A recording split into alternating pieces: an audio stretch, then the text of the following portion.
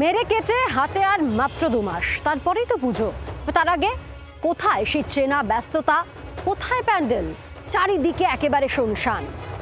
খুব নামি দামি পুজো, টালা প্রত্যয়ের দুর্গাপুজোর মাঠে উধাও সেই চেনা ব্যস্ততা। এবার পুজো হবে তো? লাখ টাকার প্রশ্ন।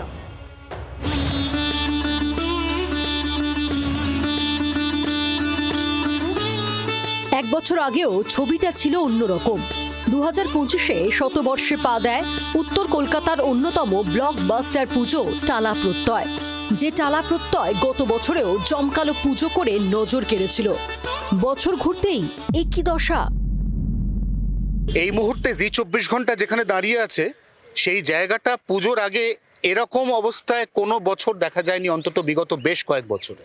তার কারণ এটা টালা প্রত্যয়ের পুজো প্রাঙ্গণ ছিল, উল্টো দিকে টালা প্রত্যয় ক্লাব।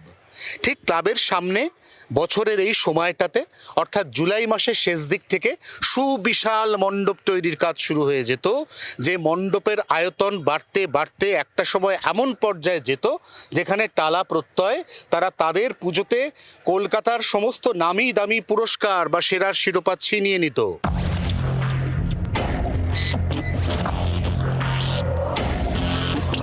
এবছর 101তম বর্ষ, অথচ পুজো ঘিরে চূড়ান্ত পর্যায়ে টালবাহানা।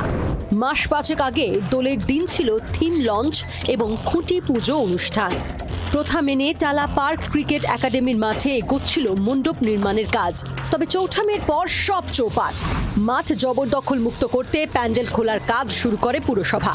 পুজো নিয়ে যখন গেল রব, তখনই প্রাণের পুজো রক্ষা করতে এগিয়ে আসেন এলাকাবাসী। প্রাক্তন অভিযুক্ত কর্তা ধ্রুবজ্যোতি বসু ওরফে শুভর বদলে পাড়ার জেনজির কাঁধে পুজোর গুরু দায়িত্ব তুলে দিয়েছেন তারা। যারা আগে আমাদের পুজো করতো তারা শোনা গেছে তারা বলতো তারা পুজো এক্সপার্ট, কিন্তু আমরা কেউ পুজো এক্সপার্ট না। আমরা প্রত্যেকেই কিছু না কিছু, কেউ পড়াশোনা করে, কেউ ব্যবসা করে, কেউ চাকরি করে। সেখানে দাঁড়িয়ে পাড়ার মানুষ আমরা একত্রিত হয়ে আমরা এই পুজোটা করছি। আমাদের কাছে এটা বিশাল বড় চ্যালেঞ্জ, এর জন্য আমরা সকলের সহযোগিতা চাইছি। দুর্ব্যবহার থেকে দুর্নীতি, গুচ্ছ অভিযোগের ছাপ লেগেছে টালা প্রত্যয়ের পুজোর গায়ে। সব থেকে বড় ইস্যু পুজোর জায়গা। তরুণ প্রজন্ম বড়দের সঙ্গে কথা বলে পুরসভা এবং টালা থানার অনুমতি জোগাড় করে। জানা গিয়েছে ক্লাবের সামনে কিছুটা রাস্তা ছেড়ে বুধবার থেকে শুরু হবে পুজোর মণ্ডপ তৈরির কাজ। কর্পোরেট কালচার দূরে সরিয়ে দুর্গাপুজোর ঢাক বাজাতে চাইছে জেনজি। তাহলে টালা প্রত্যয়কে আবার সেই পুরনো টালা প্রত্যয় রূপে দেখাবো, কিন্তু সকলের পুজো করে, পাড়ার মানুষের পুজো করে, যেখানে কোনো কর্পোরেট কালচার থাকবে না, যেখানে সবার প্রবেশ হবে, যেখানে একটা বাচ্চা কেউ ঠাকুর দেখতে এলে তার কাছে যদি পুজোর আগে তার কাছে যদি প্রিভিউ পাস না থাকে বা টাকা না থাকে, তাহলে তাকে ঠাকুর দেখা যেত না।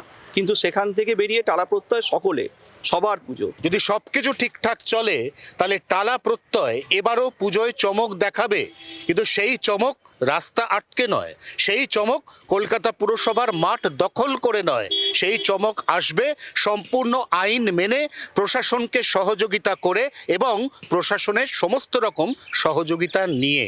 জি 24 ঘন্টার জন্য ক্যামেরায় অরিন্দমের সঙ্গে অয়ন, টালাপাড়, কলকাতা। বাংলার আওয়াজ, বাঙালির আবেগ, জি 24 ঘন্টা।